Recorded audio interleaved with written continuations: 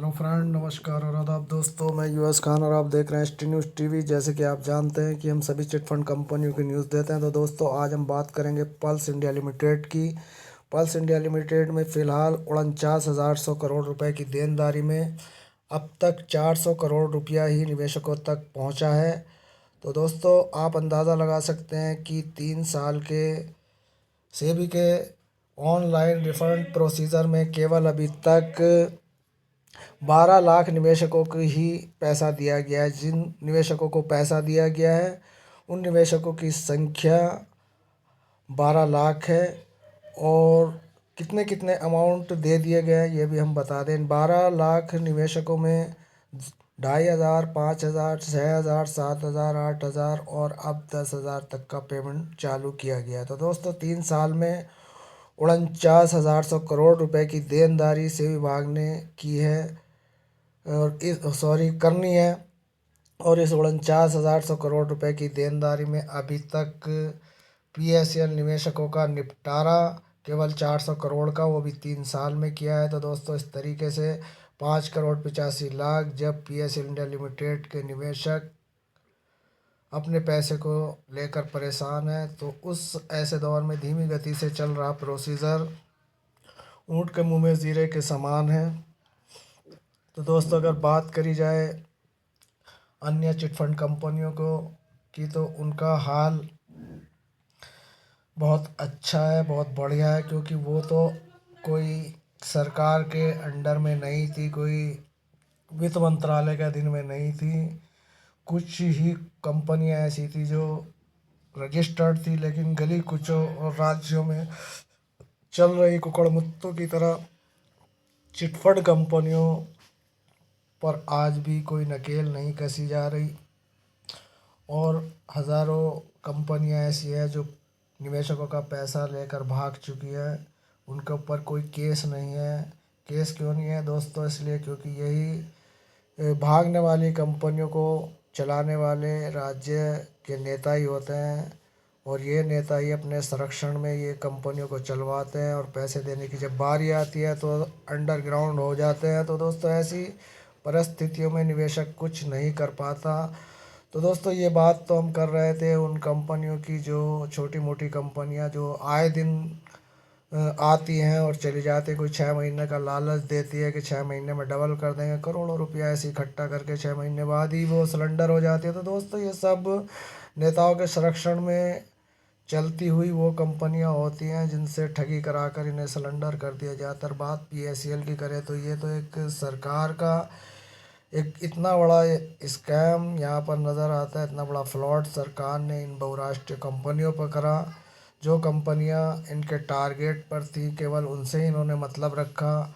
और संसद में जो बिल पास किया गया वो चिटफंड एक्ट कि कोई भी अब गरीब को नहीं लूटा जाएगा, ये हमने बिल पारित कर दिया, ये एक्ट है, ये है, ये हुआ। तो कितना भी संशोधन किया गया लेकिन वो राज्य में चल रहे इन कुकड़ मुत्तों की तरह जो खोली गई हैं ये कंपनियां, जो भाग गई हैं, कुछ चल रही हैं, कुछ चालू करने की तैयारियां हैं।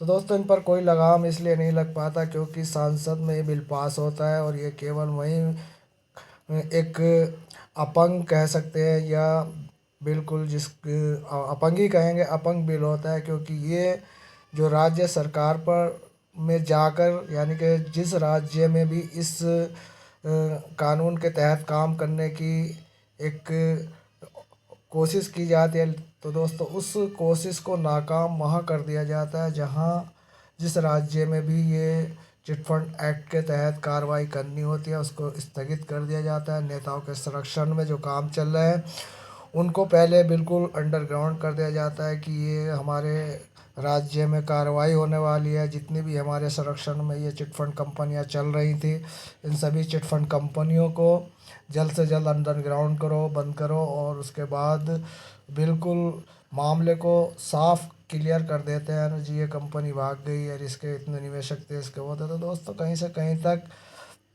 निवेशकों की कोई एफआईआर दर्ज अगर थाने में करने जाते हैं वो भी नहीं हो पाती, क्योंकि अचानक में कंपनियां बंद होने से निवेशक परेशान हो जाते हैं। थाने पुलिस जाते हैं तो वहाँ पर पहले ही ये सब जो काम निपटाए जाते हैं कि इस एक्ट के आने से पहले पहले सब कुछ सही करो, तो वहाँ पर थाने में भी कोई किसी तरीके की कोई कंप्लेन नहीं, एफआईआर नहीं लिखी जाती। क्यों नहीं लिखी जाती? क्योंकि वहाँ पर उन नेता पहले ही उन लोगों को, यानी कि पूरे जितने भी वहाँ पे पुलिस विभाग होते हैं उनको सेट कर देते हैं। कहते हैं कि ऐसा कोई संगठन या किसी तरह का कोई आए तो उसे साफ कह दो कि ये सब सरकार के अधीन में है, ये हम नहीं कर सकते।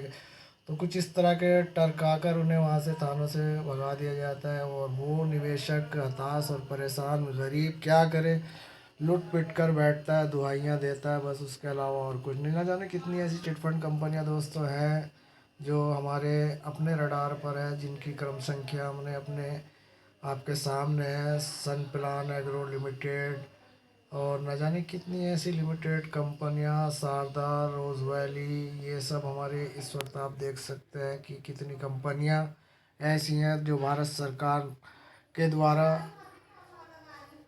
प्रतिबंधित ना होने पर भी वो कंपनियां भाग चुकी हैं, और उनका पैसा ना तो सरकार दिलाने की कोई कोशिश कर रही है, ना उनके प्रमोटर को, संचालकों के द्वारा उनकी प्रॉपर्टी बेचकर दिलाने की कोशिश की जा रही है।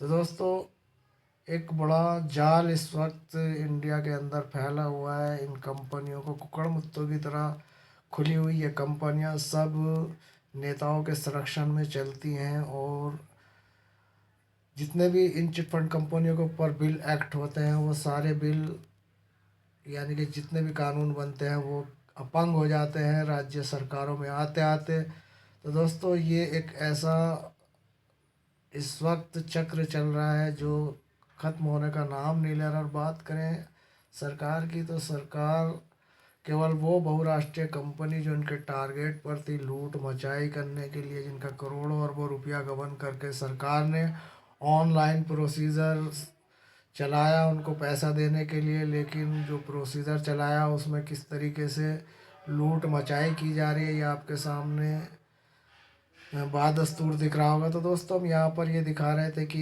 ये इतनी चिट फंड कंपनियाँ जो हम आपके सामने लेकर आए हैं, कहीं फ्यूचर मैकर, कहीं फ्यूचर गोल्ड, कहीं एग्रो गोल्ड, कहीं साईं प्रसाद, कहीं साईं प्रकाश।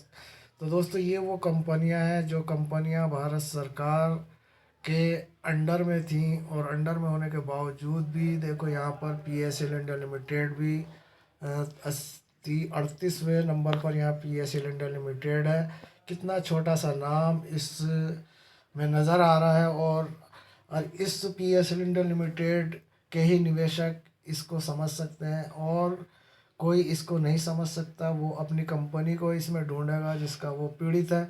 लेकिन हम इस कंपनी को जानते हैं कि ये किसमें PACL लिखा है, उसके आगे कुछ नहीं लिखा।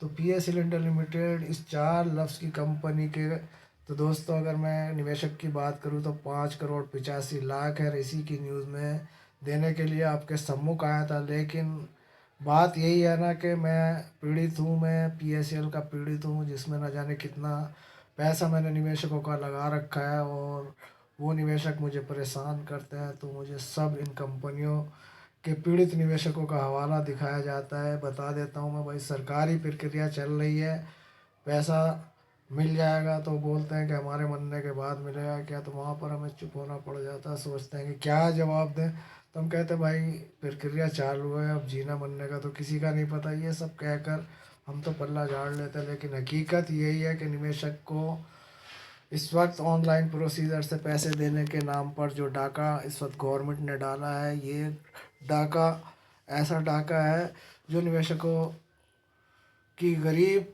निवेशकों की खून पसीने की मेहनत पर डाला गया है। और इसको सही तरीके से ना तो पैसे देने का कोई प्रोसीजर चालू है, चाहे वो कोई सी भी कंपनी हो, सहारा हो, PACL हो, कोई सी भी कंपनी हो, सबके साथ यही इस वक्त कार्रवाइयाँ चल रही हैं। तो दोस्तों, ये इस वक्त जो हम आपके लिए न्यूज़ लेकर आए, ये PACL इंडिया लिमिटेड कि एक ऐसी न्यूज़ है जिस पर 49,100 करोड़ रुपए की लूट इस वक्त जो की गई है वो भारत सरकार की गलत नीतियों के कारण कराई गई है और विभागों का कंधे पर बंदूक रख कर कराई गई है। तो निवेशकों को पैसा मिलना अभी मुमकिन नहीं नज़र आ रहा। तो जब भी कोई अच्छी न्यूज़ या अच्छी खबर आएगी तो दोस्तों हम देंगे, क्योंकि हम रेगुलर आपको खबर देते हैं, चाहे अपनी तरफ से देते हैं या जो भी हमारे पास न्यूज़ आती है, लेकिन आपको प्रॉपर हम अपने साथ बना कर रखते हैं। तो दोस्तों अगर ये न्यूज़